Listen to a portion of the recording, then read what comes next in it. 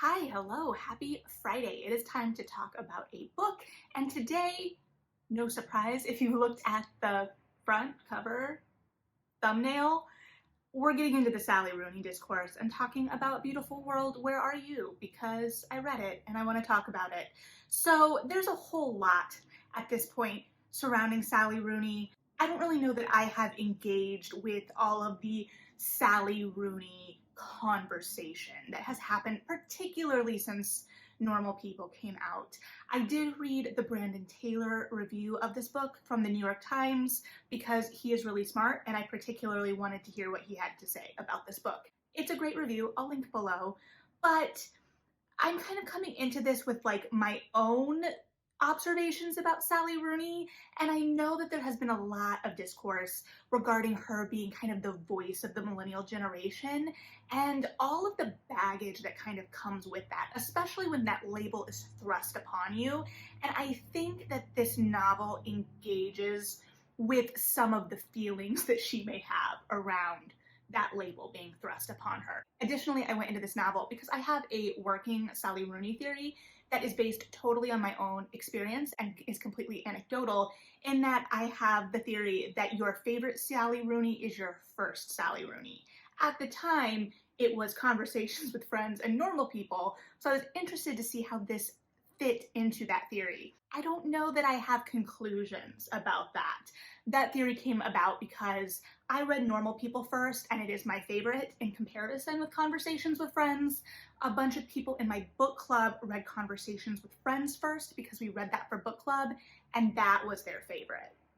They can be wrong, that's fine. So if you have a favorite Sally Rooney, like a definitive, I'd be really interested, one, in what that is, and two, if it was your first Sally Rooney. Let's widen the sample size, shall we? Anyway, this is her new book. It is the follow-up to Normal People. Again, like with Matrix, they're not connected narratively, but it is that idea of the follow-up to a book that was really big. So, this was also really big in terms of marketing. It seemed to have marketing everywhere. I know that there were like influencer swag bags or boxes or whatever that went out with it, and I think that's smart, that makes sense. However, after having read the book, I think I would have liked it to be a little bit more on theme of the themes of the book, if that makes sense. I did get, when I bought my copy, I got this postcard, which I thought fit really well because this book is following two couples, Eleanor and Simon, who are childhood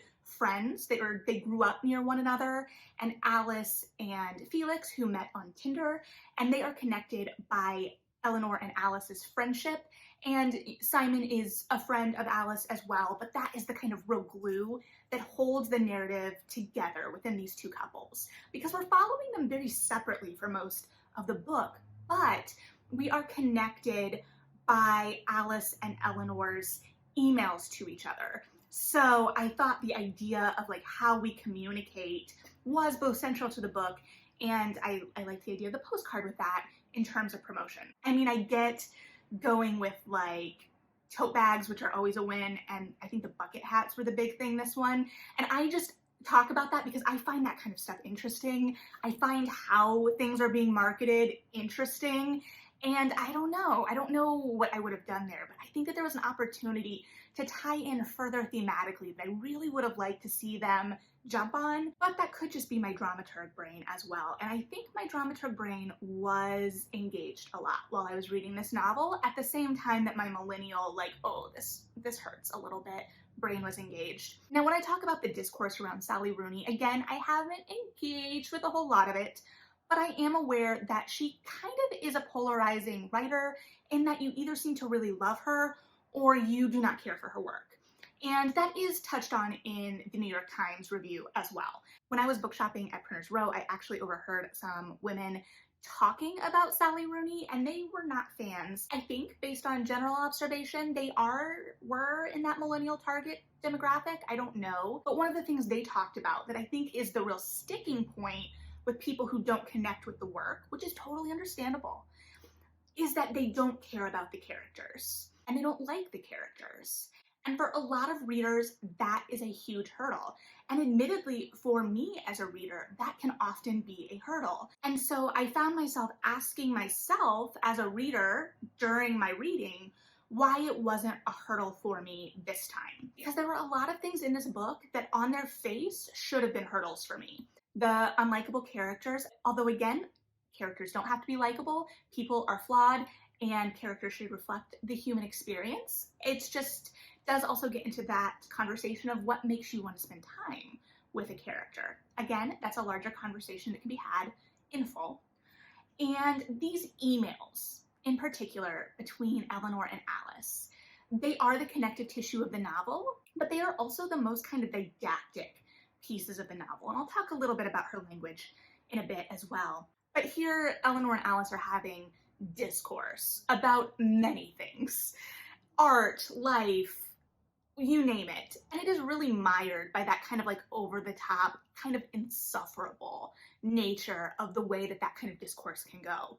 And it does come across didactic. Now, when I'm reading scripts for the theater, that's something I'm constantly pushing against. But here it felt like it was revealing character, and you're not sitting with it in the same way that you would in a theater, so it felt a little different. And I was getting kind of a peek into what these women think and what they talk about, and it could be insufferable. And yet, it also rang true more than I would have liked, in the sense that I'm sure I have been in friend groups where similar discussions have been had. It was kind of the vibe almost that took me back to early 20s rather than the late 20s/30s that I'm in now. I'm 30, it's whatever. But like when you were sitting on the kitchen floor of your shared apartment, like discussing all of these big ideas. And that's kind of the same energy I got. This sense that you were kind of unmoored and lost within the world, and you were trying to grasp onto ideas to center yourself within the world. And there is a lot of feeling of being unmoored in this narrative as people and as artists. The artist's aspect is another thing that generally in the theater, and I'm just referencing that because it's my other main form of art that I can reference, I'm tired of plays about theater people, about playwrights, artists, actors. It just all feels very self-serving and like it's not bringing in new audiences. And in this, Alice is a writer. And books about books or books about writers are common. And so I was kind of like, okay, does this bother me in the same way, and why or why not? I don't think it does, because I think there's so many books and you can kind of self-select on one hand. You're kind of able to engage as you want. I don't know, clearly you can self-select the plays you want to see, but much less are produced. And there is often a barrier of entry. That's, again, other conversations. And now I'm starting to sound too much like the interludes, right? And it's easy to see like how we can get caught up in this and how it may sound. And yet it feels so tangible and real and immediate.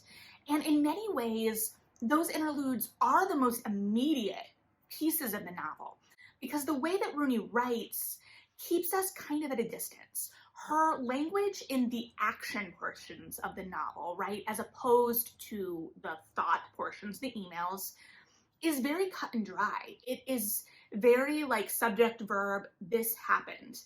And it got me thinking too, I know in Brandon Taylor's review, he talked about it in relation to modernism and postmodernism, in that it feels like another kind of cultural moment for something like that, but that this feels like a very polished version of whatever that would be. And while I was reading, it did get me thinking, because I started thinking of that really very straightforward language, right?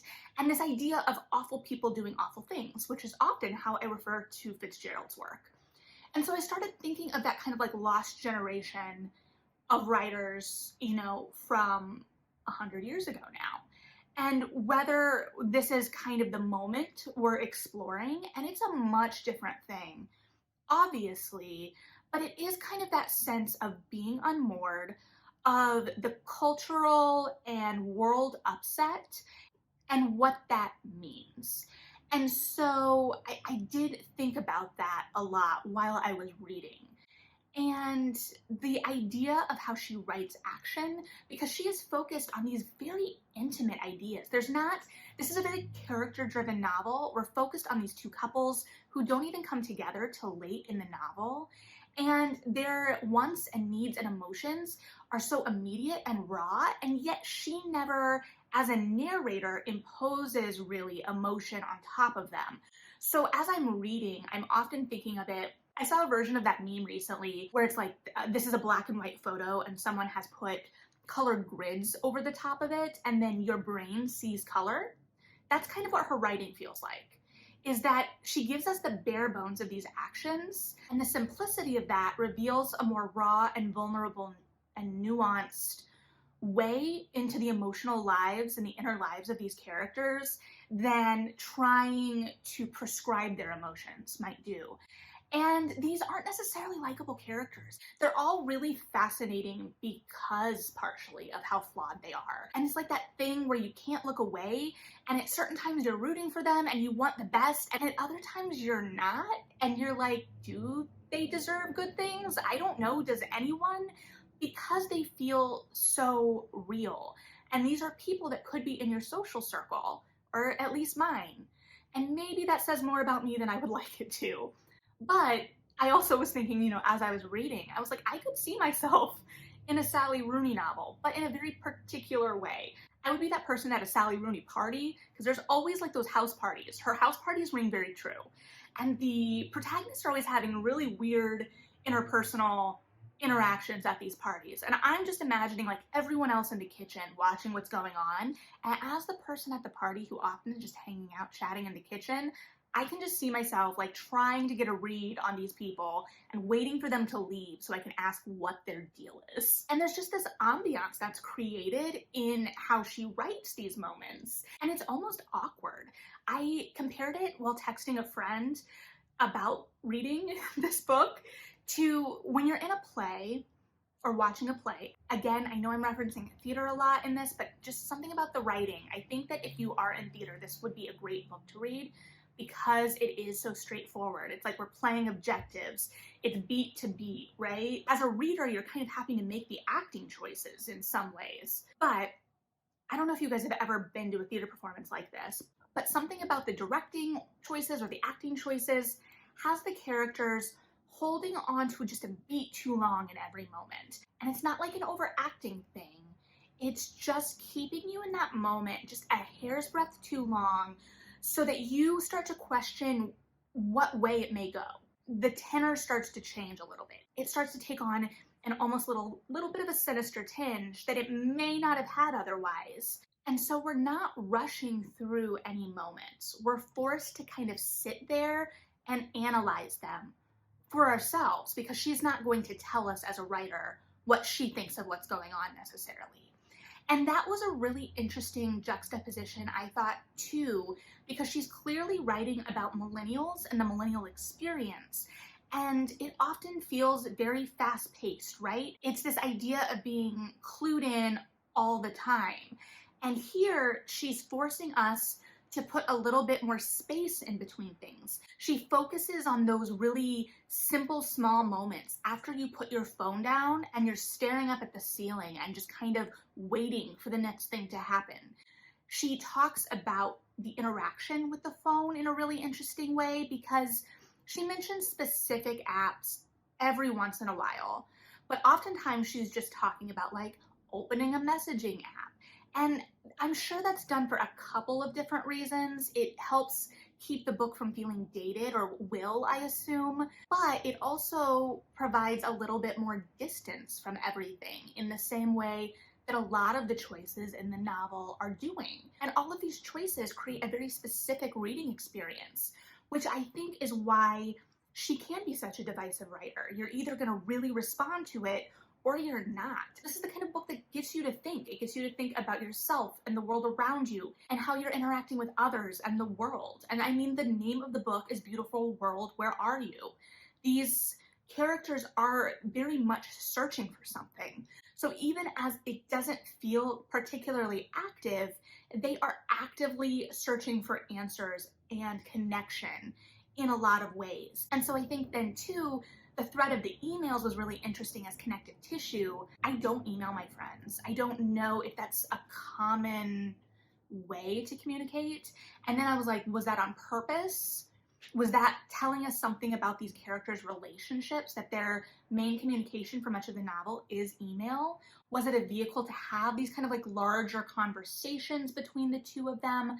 But the distance between these characters for much of the novel was very prominent, it was purposeful, and it was a big crux of the thing. And it doesn't really become evident how much until later. And when I talk about the language being very direct, I don't want to give the impression that there is not nuance to the language and that the language isn't beautiful either, because there are these moments that kind of peel away and provide a little bit of a peek too. One of my favorites was when Eleanor was with her sister and her mother because her sister was getting married and her mom is in the room, and there's just this little moment in reference to the mother, but I think is that then is being passed on to both Eleanor and her sister, is to think of childhood gave her a funny, queasy feeling because it had been real life once, and now it was something else. And that's what this book felt like it was exploring at its heart. This idea of growing up, finding our place in the world, and crafting our futures. That being said, that's a very specific thing that it's exploring, and I don't know that that's going to resonate for everyone. It resonates for me because I'm at that point of my life. It's hitting right now. But if I were somewhere else in my life, I don't know if it would hit the same. So I would be really interested to hear about people's reactions or how they interacted with the book and the characters and the text from different points of life. Like, did it still ring true? Did it still have that same kind of emotional punch? Or is this kind of like the most impactful for those that are in that moment? And I don't think it's bad either way. I just am very interested in the reception in that way as well. There's also a line later that kind of interacted with that first line I read, I really enjoyed, and also made me think of one of the lyrics in Folklore from Taylor Swift that punched me in the gut the most. So the line here, and I'm reading it off my computer because I took a picture of it, I didn't put a sticky note in it. The book. The turning out process has come to an end, and we are to a very great extent what we are. And that made me think, of course, well, maybe not of course to you, of the Taylor Swift lyric, our coming of age has come and gone. That one hit me real hard the first time I heard it. So yeah, I think that this book really roots itself in the personal and the interpersonal, and this idea of the personal amidst all of the noise and what all of that noise is. And it provides a pretty raw look at that. It's not putting an Instagram filter over the top, even though I guess her prose in and of itself is kind of a filter because you're experiencing things in a very specific way, and it almost feels like kind of like one of those hazy ones. So I take that back. Maybe there's a filter, but it still feels very true and honest. I just really enjoyed this book, and like I said, by all accounts, it had a lot of pieces that if you had told me going in, hey, this is in this book and this is in this book, I don't know what I would have thought. I would have been a little bit more hesitant, I think, but it still rang really true. And some of it, like I said, may just be who I'm surrounded by. I'd be really interested to hear other people's reactions to this book, reception of this book. I know it's a very hot title. I know lots of people are reading it, talking about it. Lots of people have very strong Sally Rooney opinions. So I would love to hear your opinions. And remember, I would love to hear your favorite Sally Rooney, if you have a favorite Sally Rooney, and whether that was your first Sally Rooney for science. But yeah, let me know what you're thinking. Like and subscribe if you feel like it. Thanks for hanging out. Read something good, and yeah, bye.